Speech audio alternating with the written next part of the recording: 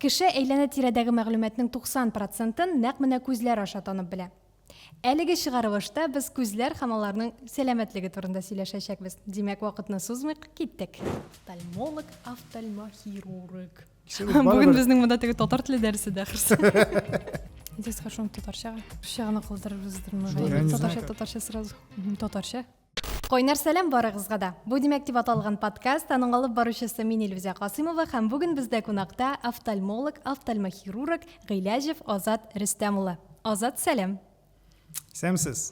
Ничек сезнең хәлләрегез? Бөтен нәрсә әйбәт, урамда җәй, матурлык, бөтен нәрсә әйбәт, кәефләр шәп. Да, әйбәт, кәефләр шәп.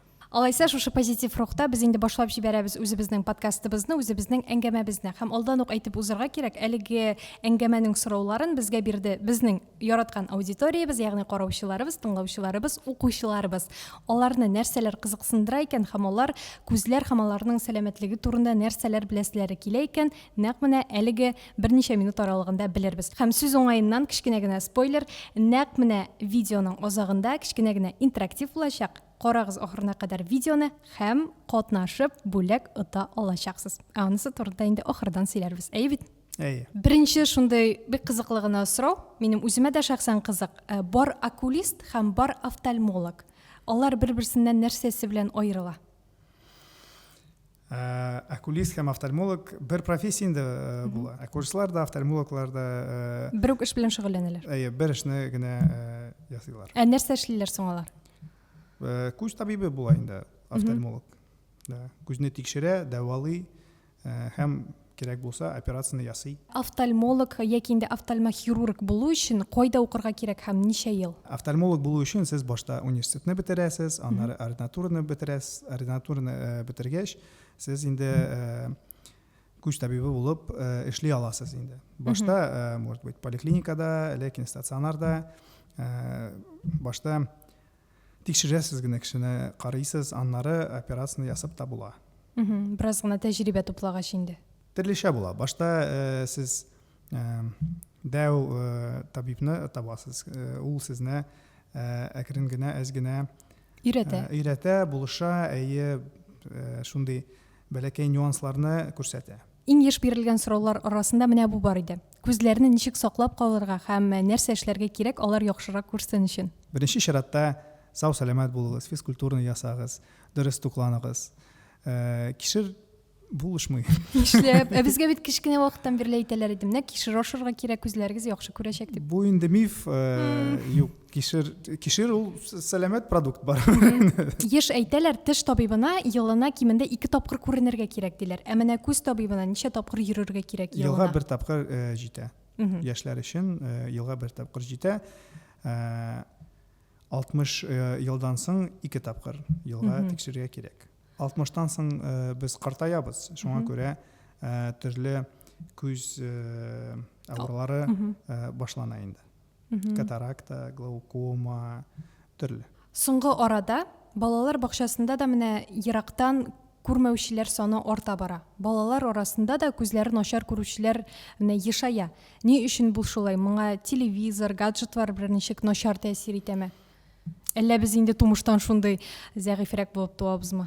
Беренчедән, безнең диагностик мөмкинлекләр үсте, медицина үсә. Шуңа күрә без балаларны әйбәтрәк тикшерә алабыз. Һәм менә карагыз.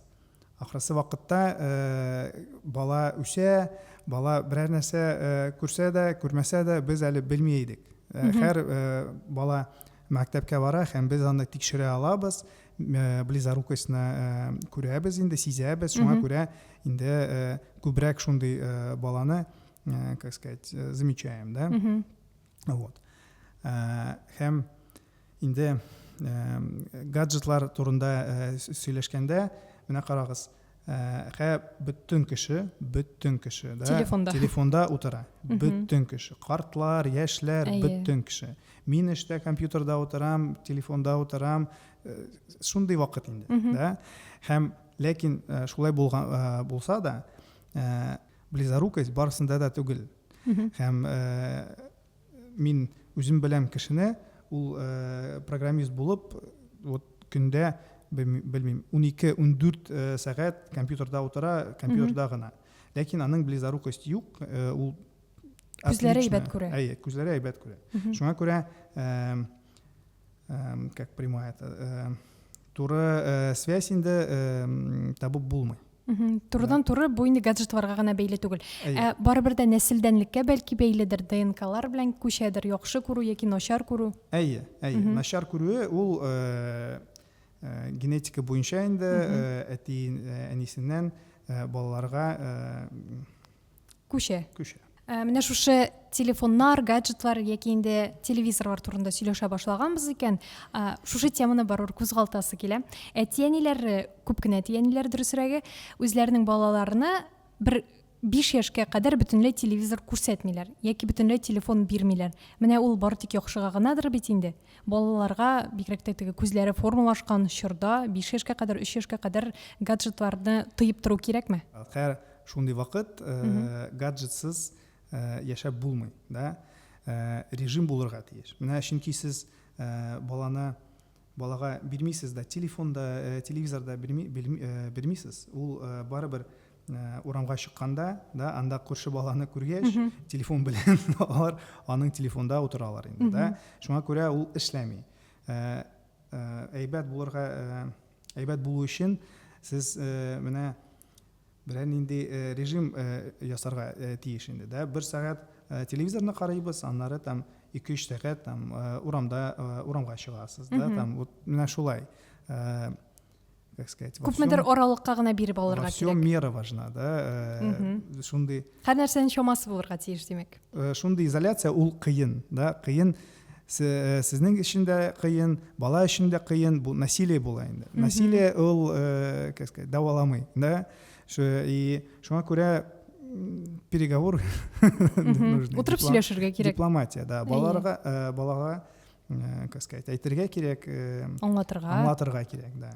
Еш кына күргән бар, балалар нәкъ менә компьютерда уйнаганда яки инде телевизор караганда бик якын килеп утыралар. Ничә сантиметр ераклыкта булырга тиеш? Беренчедән ноутбук яки компьютер ничә сантиметр ераклыкта? 60-70 сантиметр. Ә телевизор? 1,5 метр. Якыннан килеп карарга ярамый.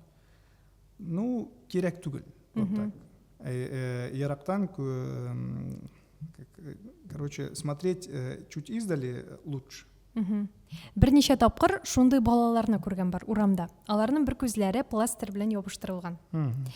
Бу гадәттә кылый күз булуы ихтимал булса шулай эшләнеләме? Ни өчен менә шулай бер күзләрен пластир белән каплатып йөртәләр? Менә карагыз, шундый авыру бар, ул ялкын күз дип аталган. Ялкын күз ул, менә карагыз, яшьлектә күз яхшы күрмәсә, ул бала үскәндә инде уже күрми ала. Бөтенләй күрмәскә мөмкин. Ну, бөтенләй просто начар күрә, бигрәк тә начар күрә, там 10%, да? Бу бер генә күзе начар күрергә мөмкинме, әллә икесе дәме? Чаще всего бер генә. Без нормаль күзне каплаганда, да, шушы ялкау күзне чуть кенә инде аны эшкә җигәбез. Ләкин бу күзлексез эшләми, да? То есть ул бер күзне каплыйбыз, күзлекне киябез, шушы ялкау күз әйбәтрәк күрә, да? Һәм без аны инде аңлатабыз, менә шулай эшләргә кирәк. Шуңа күрә бала үскәндә уже аннары бу күзне инде без давалый алабыз. Кызык. Әле тагын бер тапкыр шулай ишеткәнем бар. Бер табиб өйгә кайткач баланы дөресрәге берничә тапкыр фотосурәткә төшерергә кушкан, көненә 2-3 тапкыр вспышка белән. Ә монысы нәрсә өчен эшләнелә? Әллә бу булай эшләргә бөтенләй ярамыймы? Когда он со вспышкой снимает, видно рефлекс. То есть должен быть красный рефлекс в глазах. Вы когда делали фотографии со вспышкой? Анда кызыл төскә буялырга мөмкин күзләр. Да. Там, в общем, красный рефлекс должен быть. Если у ребенка нету красного рефлекса, значит, там есть какие-то проблемы. Ну, как сказать, надо обратиться к врачу. Если там белое в зрачке, там, где красное, там, если белое, там надо обратиться к врачу. Ну, может быть, только с этой целью. Зачем это делать несколько раз в день, я, честно говоря, не знаю. В смысле, достаточно одного раза, на мой взгляд. Если он предполагает, что можно так что-то стимулировать, Ну, я не уверен, что в этом есть необходимость, потому что, как сказать, выпустите ребенка на улицу, там достаточно зрительных стимулов для того, чтобы он, как сказать, глаз развивался. Ну, то есть я думаю, что это все-таки какое-то экзотическое... Шуның өчен генә эшләнелгән әйбер. Дәвалау максатыннан түгел димәк. Ну, а какое это? Это не лечение. Ну, мы бы лечили так что-то еще, там, не только детей. Хәзерге көндә иң еш очрый торган күз авырулары менә. Исемлек бармы шундай? Киң таралганнары. Иң киң таралган авырулар катаракта, глаукома, близорукость, дальнозоркость. Төрле бар инде. Кайбер кешеләрнең төнгә таба дөресрәк кичкә кергәч күзләре начаррак күрә башлый. Без бит тавык түгел, ни өчен бездә менә шундай ниләр күренә? Шалымнар. Ну, менә карагыз, без утсыз бер кеше дә күрми. Һәм менә төрле кешенең близорукость, ләкин катаракта булса, күз эченә әзрәк ут керә. Шуңа күрә без начаррак, вот менә шундый сумерки вакытында начаррак күрәбез инде. Төн белән бәйләп тагын бер сорау. Төнлә күп кенә кешеләр линза киеп йоклыйлар. Бар, бәлки менә аудиториябез бәлки беренче тапкыр ишетәдер. Төнлә йоклаган вакытта инде линза киясең дә, син иртә белән күпмедер дәрәҗәдә күрә башлыйсың. Бу чынлап та булышамы һәм мондый линзалар файдалымы яки киресенчә тискәре йогынты ясыймы? Бу линзалар ортокертологический линзы дип атала, ләкин ночные. Алар бигрәк тә файдалы, чөнки сез шушы линзаны киеп в течение дня, көн дәвамында яхшы күрәсез, һәм сезгә бөтен нәрсә ярый. Мунчага кереп була, су кыйнырга була, спортны ясарга була. Бернинди ограничениясы көн буенча юк. Һәм сез менә йоклаганда гына линзаны киясез. Һәм шушы линзалар, алар близорукость күзнең үсүен инде бетерәләр. То есть они замедляют рост глаза, замедляют прогрессирование близорукости. Вот. Это доказанный эффект от ношения ортокертологических линз. Это сравнительно новое направление, которое, в общем, действительно имеет под собой какие-то основания. А бу ничек тәэсир итә менә, ничек эшли әлеге линзалар, ничек алар менә төнлә шулай нәрсәдер эшлиләр дә, аннары иртә белән күзләр күрә башлый? На поверхности глаза есть эпителий. Это линза. За ночь, это называется ремоделирование эпителия. По большому счету она как бы эпителий от центра отталкивает к периферии, центр уплощается, и мы получаем вот этот эффект, что человек начинает лучше видеть. За счет того, что как бы, это как брекеты, например. Да? То есть брекеты вы носите, они чуть-чуть меняют положение зубов. Да? Линза за ночь меняет форму поверхности глаза. Вот. Это эффект временный, да, то есть его, в принципе, в среднем хватает на день. Линзаларны кигән вакытта күп кенә шикләүләр бар икәнен әйтеп киттегез. Мәсәлән, мунча керергә ярамый, йокларга ярамый, шулай су керергә ярамый. Ни өчен бу шулай? Карас, көндез кия торган линзалар бар. Сез аларны кигәндә, алар әз генә күз өслегендә йөриләр инде. Йөргәндә әз генә шундый микротравманы ясыйлар. Шушы микротравмалар, алар инфекция өчен бик әйбәт урын. Әгәр дә сез суга керәсез икән, андагы микроблар... Микроблар керә алалар, һәм кератит булып бетә инде.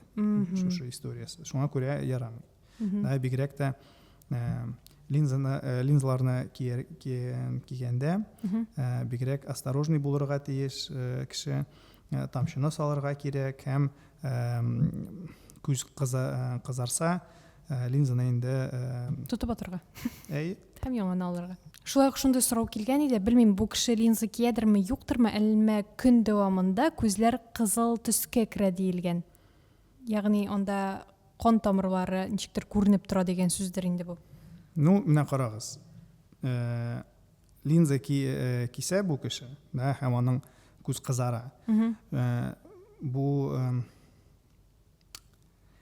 как две причины, да, может быть. Ике Сәбәп була ала. ике сәбәп була ала. Беренче, аның күзе кара, ләкин аның конъюнктивит бар, да. Икенче сәбәптә дә линзаны кимәскә кирәк һәм офтальмологта тикшерергә. Тагын аның кровоизлияниясе булырга мөмкин, да. Шушы кровоизлияниясе булса, бу кан басымы югары дип әйтеп була. Вот, тоже тикшерергә кирәк. Барбер офтальмологка барырга кирәк. Ну, можно офтальмологка. Офтальмологка гына. Да. Чөнки, ну, барбер тикшерергә кирәк, да, нормаль түгел бу. Нормаль күзләр кызарырга тиеш түгел. Тиеш түгел. Ни өчен күп кенә күз табиблары үзләре менә күзләргә операцияны пропагандалыйлар, ә үзләре күзлек киеп йөриләр? Мин операцияны ясадым. Белмим. Сез андый варыттан түгел димәк. На самом деле, менә карагыз, табиблар кешеләр бит алар. Һәркем курка. Может быть, табиб, если старше 40, то уже, в общем, ну, нельзя. Да. 40 яшьтән соң операция ясарга ярамыймы күзләргә? Ну, нежелательно. Вот так. Чөнки 40 яшьтән соң те, кто видит хорошо вдаль после 40, начинают хуже видеть вблизи. Вот. И получается, что человек делает операцию после 40 лет и меняет одни очки на другие. Да? То есть он очки для дали меняет на очки для близи. И это, в общем, ну, не всем нравится.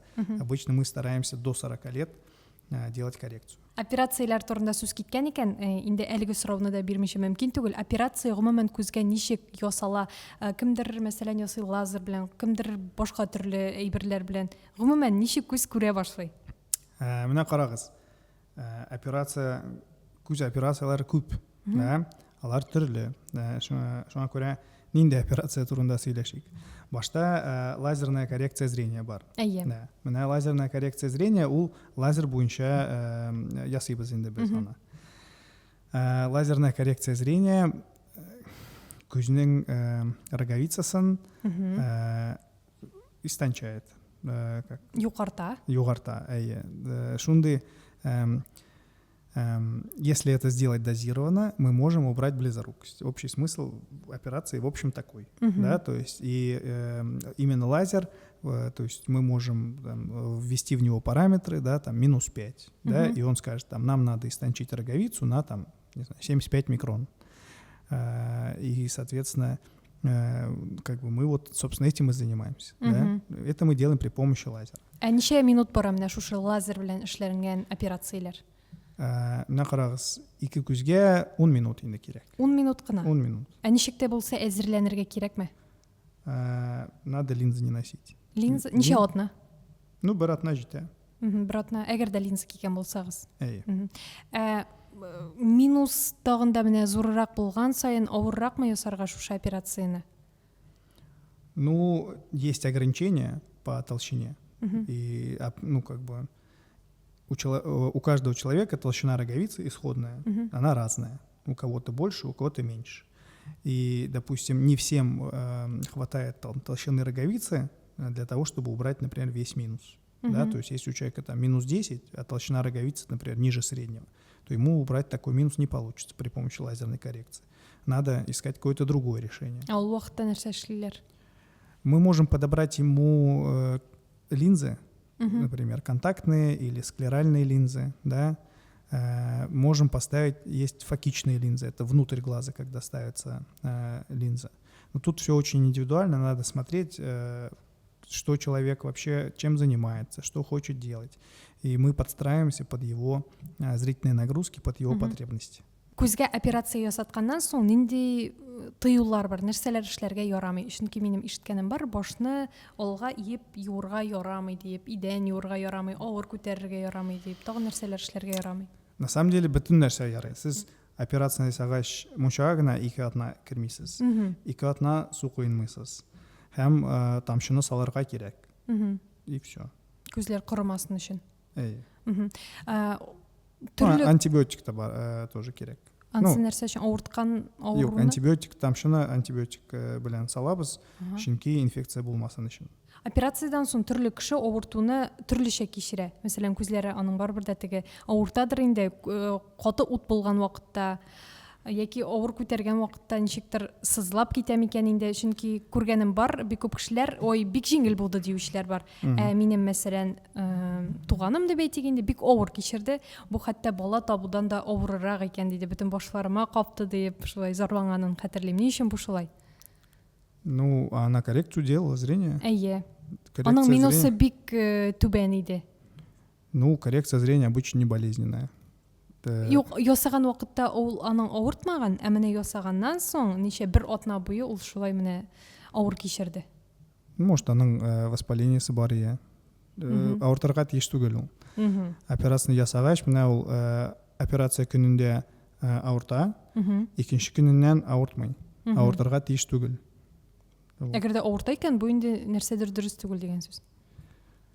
Ну, мин аны күрмәдем инде, әйтеп булмый, ләкин шулай булырга тиеш түгел. Ә болевой порог дигән әйбер дә бар бит әле, бәлки аныкы Ну, шундыйрактыр. Төрле була, төрлечә була, ләкин тикшерергә кирәк. Әйтеп булмый.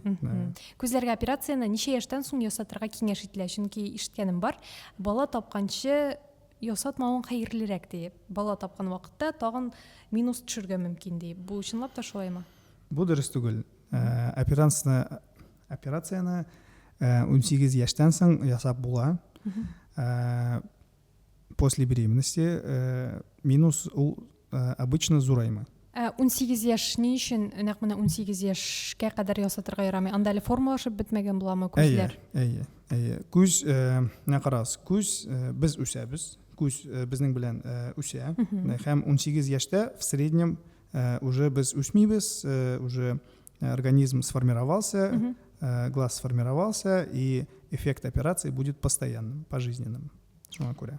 Барыбер дә менә операция ясатканнан соң түбәнәя башлады күз күреме дәрәҗәсе диючеләр дә бар.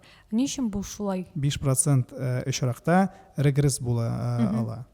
Регресс ул Артка китү, артка тегелә. Да, артка китү әз генә, да. Как, например, да, мәсәлән, кешенең 6 диоптрий близорук бар ие, да, без операцияны ясадык, аннары 5, 6, 7 ел, не знаю, күп ел үтте, һәм аның шушы 6 диоптрийдан, ну вот, ярты диоптрия кайткан, да, һәм уже бу кеше шушы ярты диоптрияны сизә, да, һәм шулай булса, без аңа декоррекцияны ясыйбыз. Бушкамы әллә яңадан акча түләргә кирәкме? Төрлечә була, обычно бушка. Диоптрия дигән сүз нәрсә ул? Тыңлыйм, тәкеп аңламыйм. Диоптрия. Это единица измерения. Диоптрия как километр, литр. Менә близорукостьне үлчәүче берәмлек. Ул диоптрия инде. Минус зурайган сайын, ягъни күз күреме төшкән сайын кеше сукыр кала аламы алга таба? От того, что увеличивается минус. Әйе. Минус булганда кеше сукыраймый. Да, ул күзлек белән күрә. Ләкин минусы зур булгач, да, күз эшендә тоже патологические изменения бара инде. Шуңа күрә күзлек белән дә ул 100% күрми. Ләкин именно сукыраю өчен, сукыраю турында обычно речь не идет об этом. Ләкин ул минусы зур булса да, ул сукыраймый. Томалларак кына күрә башлый. Начаррак күрә, начаррак. Яшәү дәврендә күз төсе ничек үзгәрә ала? Мәсәлән, бала туган вакытта еш кына алар зәңгәр күзле булып туалар һәм еллар үткән саен аларның күз төсләре үзгәрә. Бу ни өчен шулай? Күз төсе, менә карагыз, күз төсе ул безнең пигмент инде күренеше, да? Кешенең чәчләре кара булгач, аның күз төсе дә кара, ләкин көрән була инде, да? Вот. Шуңа күрә баланың пигменты, чәч төсе дә как меняется, үзгәрергә мөмкин. Да, чәч төсе дә үзгәрә, күз төсе дә үзгәрә, чөнки аның пигмент инде килә. Пигментация белән күз күреме берәр ничек бәйлеме? Мәсәлән, зәңгәр күзле кешеләр белән көрән төсле күз ияләре күрем дәрәҗәсе буенча бер төрле күрәләрме яки ниндидер аермалы яклары бармы? Бер төрле күрәләр. Менә карагыз, альбинизм дип аталган авыру бар. Кешенең альбинизм булганда аның пигменты вообще юк, да? Ул апак кеше һәм аның күзләре кызыл. Чөнки аның пигменты юк. Шушы менә кешенең альбинизм булганда ул күрми. Бөтенләй күрми дигән сүз менә. Начар, бигрәк тә начар күрә. Менә шулай. Сукыр түгел ул, но яхшы күрми. Башка төстә булган очракта алар бер төрле күрә димәк. Зәңгәр төстә булса да, күзең яшел төстә булса да, еллар дәврендә олы кешенең, зур кешеләрнең инде күз төсе үзгәрергә мөмкинме? Ну, может быть, чаще нет. Тышкы фактор бар аркасында мәсәлән. Да, ну, как вот волосы сидеют, они могут чуть светлеть, но это тоже достаточно редко. Кояш күзләргә ничек тәэсир итә һәм чынлап та кояш күзлекләре, кояшлардан саклаучы дөресрәк күзлекләр, алар саклап бетерә аламы безне? Менә карагыз. Туры кояшка, туры карарга ярамый, да, мөмкин түгел. Запрещено. Вот. Чөнки ул күз эчендә сетчатка бар. Менә ул как это, туры кояш нурлары, алар сетчатканы Тарката? Да, ну, портят. Да, вредят. Как вред-то будет? Аларга начар тәэсир итә. Да, менә вот Сетчатка туры кояш нурлары сетчаткага начар тәэсир итә. Шуңа күрә кояш саклау күзлекләрне киергә кирәк. Бүгенгә почти все солнцезащитные очки имеют ультрафиолетовый фильтр. Шушы ультрафиолетовый фильтр булганда ул күзне инде саклый. Ләкин шундый күзлек белән дә туры кояшка карарга ярамый. Безнең әңгәмәбез ахырына якынлашып килә һәм нәкъ менә подкастыбызның ахырында без килгән кунакларыбызга шундый мөмкинлек бирәбез, әйтелеп бетмәгән сүзләрен, фикерләрен, киңәшләрен алар инде камерага карыйлар һәм әйтеп бетерәләр. Сезнең дә бәлки бардыр шундый әйтер сүзләрегез, шуңа күрә рәхим итегез. Сау сәламәт булыгыз. Күзләрегезне саклагыз. Елга бер тапкыр тикшерергә кирәк һәм туры кояшка карамагыз. Нәкъ менә шушы урында Азат сезгә рәхмәт әйтәбез кунакка килгәнегез өчен һәм безнең бөтен сорауларга да тулы җавап биргәнегез өчен. Инде вәгъдә ителгәнчә интерактивка да вакыт килеп җитте. Нәкъ менә сездән кадерле караучыларыбыз, тыңлаучыларыбыз бик җиңел генә эш таләп ителә, ул да булса сорауга җавап кирәк булачак. Сезнең күз күремегез нинди? -5 ме, -6 ме, -1.5 ме язып калдырырга кирәк булачак комментарийлар өлешендә, без рандом рәвештә сайлап алачакбыз бер җиңүчене һәм аңа бүләк итәчәкбез нәрсә? Шундый сертификат ул түләүсез диагностиканы сезгә бүләк итә. Шуңа күрә кемнәр түләүсез генә бушка гына диагностика ясатасылар килә нәкъ менә күзләренә, рәхим итегез, катнашыгыз. Без әлбәттә инде бүләкне аннан соң инде тапшырырбыз. Без исә подкастыбызның әлеге чыгарылышына нокта куеп торабыз. Безнең белән бергә калыгыз, һәрдаим безне күзәтегез төрле социаль челтәрләребездә һәм гомумән YouTube каналыбызда. Барыгызга да пока-пока.